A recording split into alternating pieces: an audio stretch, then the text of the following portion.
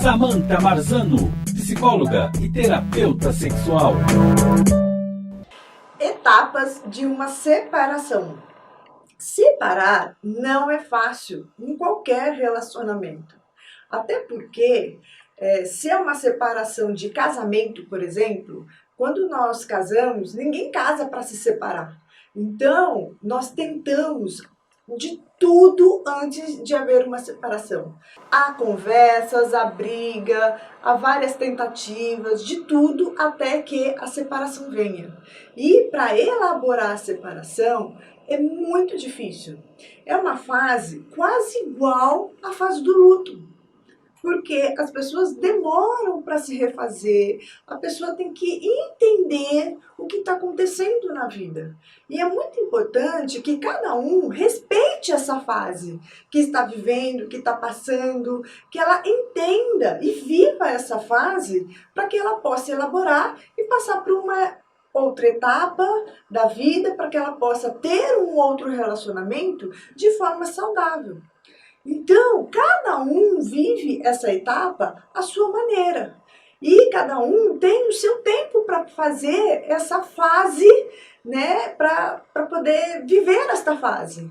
E isso vai depender de como foi a relação, do tempo de relação, do que ela esperava da relação, de como foi as outras experiências, de como foi a expectativa desse relacionamento. Então tem vários fatores que fazem com que vá demorar ou não para que ela saia dessa separação bem ou não.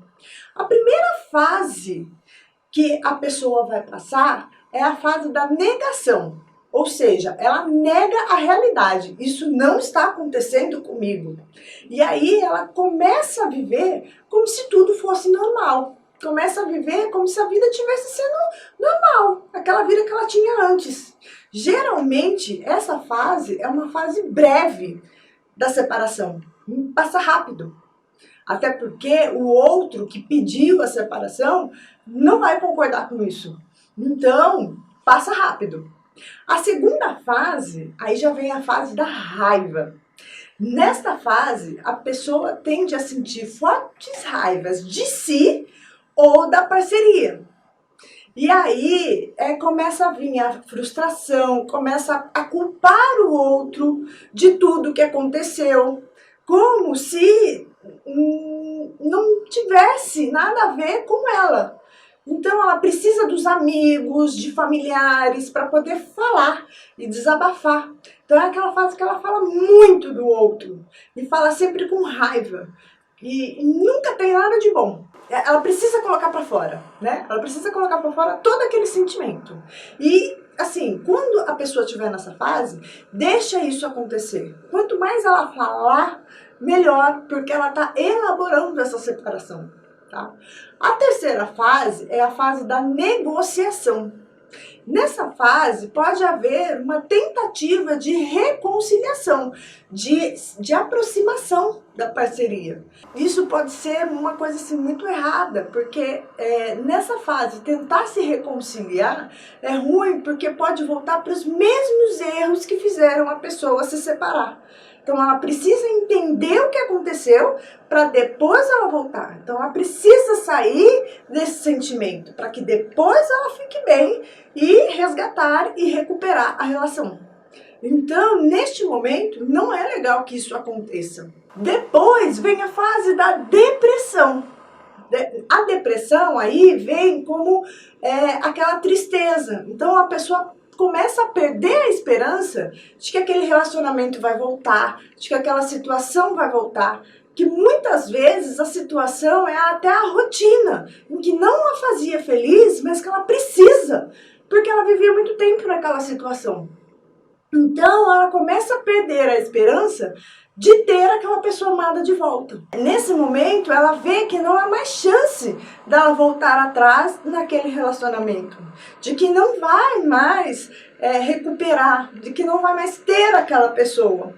E aí ela sente uma perda, ela tem um sentimento especial de tristeza e de que ela precisa seguir em frente com a sua vida. Neste momento, ela realmente começa a cair em si de que realmente a separação aconteceu. De fato, isso é uma verdade. E aí vem a quinta fase, que é a fase da aceitação. Então, a pessoa começa nessa fase a vislumbrar, a visualizar um novo futuro. Ela aceita que a relação acabou e que ela não mais viverá aquela relação daquele jeito que era, com aquela pessoa, naquela rotina, daquele jeito, naquela casa. E aí ela começa a se sentir em paz para seguir adiante e deixar o outro seguir adiante também com a sua vida. Eu percebo nas minhas terapias que essa etapa da separação, ela é uma etapa muito dolorosa, em que as pessoas muitas vezes, por ser muito difícil, elas não querem passar por elas. Então elas querem passar muito rápido. E a gente precisa respeitar o nosso organismo, o nosso sentimento, o nosso pensamento, para que a gente possa viver bem, para que a gente possa depois criar relacionamentos saudáveis. Então, se está difícil para você sozinho, busque uma ajuda profissional, especializada de preferência, né, para que você possa se reconstruir dentro de um relacionamento. Um relacionamento nunca acaba por causa de uma pessoa, porque sempre tem dois envolvidos. Então, dois erraram, os dois acertaram, os dois viveram coisas boas e os dois viveram coisas ruins. Lembre-se sempre disso, para que você possa aprender com esse relacionamento e viver os outros de forma mais saudável e feliz possível. Até mais.